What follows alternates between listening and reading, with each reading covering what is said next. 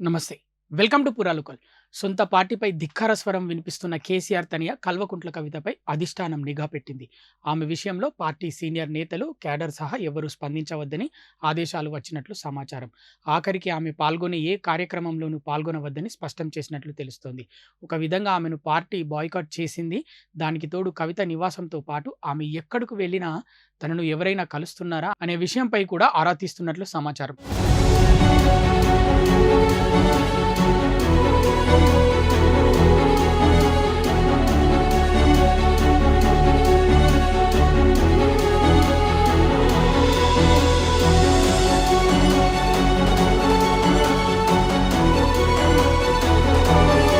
ప్రస్తుతం ఆమె గులాబీ నిఘా నీడలో ఉన్నారు. ఆమె ప్రతి కదలికను ఆమె చుట్టూ మోహరించిన కొందరి ద్వారా పార్టీ పెద్దలు తెలుసుకుంటున్నట్లు సమాచారం.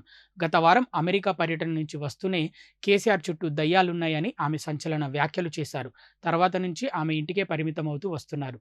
కవిత వ్యాఖ్యల అనంతరం ఆమెను తెలంగాణ జాగృతి నేతలు, క్యాడర్ తప్ప బీఆర్ఎస్‌కు చెందిన సీనియర్ నేతలు, కార్యకర్తలు కలిసింది లేదు. దాంతో ఆమె సింగరేణి జాగృతి కమిటీని వేశారు. ఈ కమిటీని వేసిన మరుసటి రోజే పార్టీ అధిష్టానం సూచనల మేరకు ఇద్దరు దూతలు వచ్చి ఆమెతో రాయబారం చేశారు. అది కాస్త విఫలమైంది. ఆ తర్వాత కూడా ఆమె ఇంటికే పరిమితమయ్యారు. గురువారం ఆమె మీడియా ప్రతినిధులతో ఇష్టాగోష్ఠి మాట్లాడారు. బీఆర్ఎస్, బీజేపీలో విలీనం చేసే కుట్ర జరుగుతోందని సంచలన వ్యాఖ్యలు చేశారు. అలాగే కేటీఆర్, హరీష్ రావు, సంతోష్ కుమార్ సహా అందరినీ పరోక్షంగా కడిగిపారేశారు.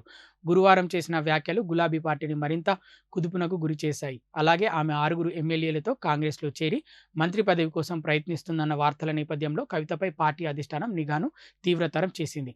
రాత్రి వేళ కూడా ఆమె ఇంటికి ఎవరెవరు వస్తున్నారు, ఎవరు వెళ్తున్నారన్న విషయాలను ఆరా తీస్తున్నట్లు సమాచారం. పార్టీ కోసం, తెలంగాణ ఉద్యమం కోసం మొదటి నుంచి పనిచేసిన కొందరు సీనియర్స్, ఉద్యమకారులతో కవిత నేరుగా ఫోన్ చేసి మాట్లాడుతున్నట్లు బీఆర్ఎస్ పార్టీ వర్గాలు చెబుతున్నాయి. వీలైతే పలు అంశాలపై చర్చించేందుకు సమావేశం అవుదామని కవిత వారిని కోరుతున్నట్లు తెలుస్తోంది. కొందరు ఆమెతో సమావేశం అవుతుండగా మెజార్టీ నేతలు కవితతో భేటీ అయ్యేందుకు ఇష్టపడటం లేదు. పార్టీ ఆదేశాల మేరకు దూరంగా ఉంటున్నారు. ఇప్పటికే ఆమె చేపట్టే కార్యక్రమాల్లో పాల్గొనవద్దని ఆదేశాలు ఇచ్చిన బీఆర్ఎస్ అధిష్టానం కవిత జిల్లా పర్యటనలపై నిఘా పెట్టింది.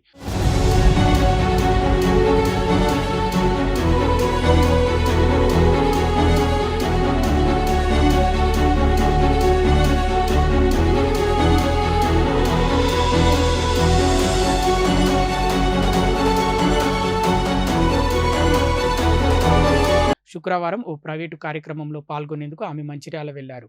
ఆమె పర్యటనను కేసీఆర్ సొంత మీడియా ప్రతినిధులు ఆసాంతం నిఘా పెట్టారు. కవిత వెంట ఎవరెవరు ఉన్నారనే విషయాన్ని ఎప్పటికప్పుడు హైదరాబాద్‌కు చేరవేశారు. మంచిర్యాల పర్యటనలో ఆమె కార్యక్రమానికి హాజరు కాకుండా గులాబీ నేతలు, క్యాడర్ కవితకు షాక్ ఇచ్చారు. టీజీబీకే అధ్యక్ష హోదాలో ఉన్న సమయంలో కవిత వెంట ఉన్న వందల కార్మికులు, నేతలు సైతం హాజరు కాలేదు. ఆమె పర్యటనను కన్నెత్తి చూడలేదు. ఆమె పర్యటనలో పాల్గొంటే ఎక్కడ తమ రాజకీయ భవిష్యత్తు దెబ్బతింటుందోనన్న అనుమానాలు లీడర్లు, క్యాడర్‌లో వ్యక్తమవుతున్నాయి. ఒక రకంగా పార్టీకి దూరమైన, అధిష్టానం పెద్దల ఆగ్రహానికి గురైన వారి వెంట ఎవరు వెళ్లారన్న సంకేతాలను పంపినట్లు అయిందని ఓ సీనియర్ నేత వ్యాఖ్యానించారు. కేసీఆర్ సొంత మీడియా కూడా కవితను పట్టించుకోవడం లేదు.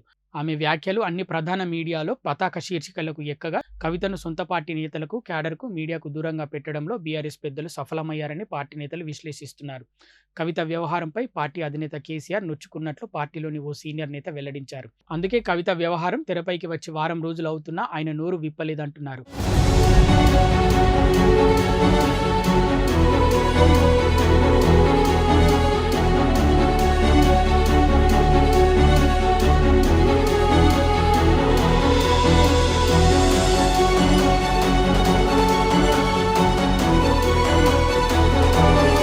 ఈ సమస్యకు ఫుల్ స్టాప్ ఎప్పుడు పెట్టేది క్లారిటీ కూడా ఇవ్వడం లేదని గులాబీ శ్రేణులు అంటున్నాయి.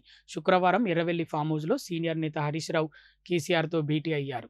భేటీలో కవిత అంశం కూడా చర్చకు వచ్చిందని, ఈ వ్యవహారాన్ని చక్కదిద్దే బాధ్యతను హరీష్‌కు కేసీఆర్ అప్పగించారన్న ప్రచారం సైతం జరుగుతోంది.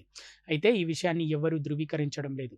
ఒకవైపు పార్టీ అధినేత కేసీఆర్ కాళేశ్వరం కమిషన్ ఎదుట హాజరు కావాల్సి ఉండడం, మరోవైపు వర్కింగ్ ప్రెసిడెంట్ కేటీఆర్ సైతం ఫార్ములా ఈ కార్ రేస్ వ్యవహారంలో రెండోసారి నోటీసులు జారీ అయి ఏసీబీ ముందు హాజరు కావాల్సి ఉన్న నేపథ్యంలో కవిత వ్యవహారం గోరుచుట్టుపై రోకలి పోటులా మారిందని మరో సీనియర్ నేత వ్యాఖ్యానించారు.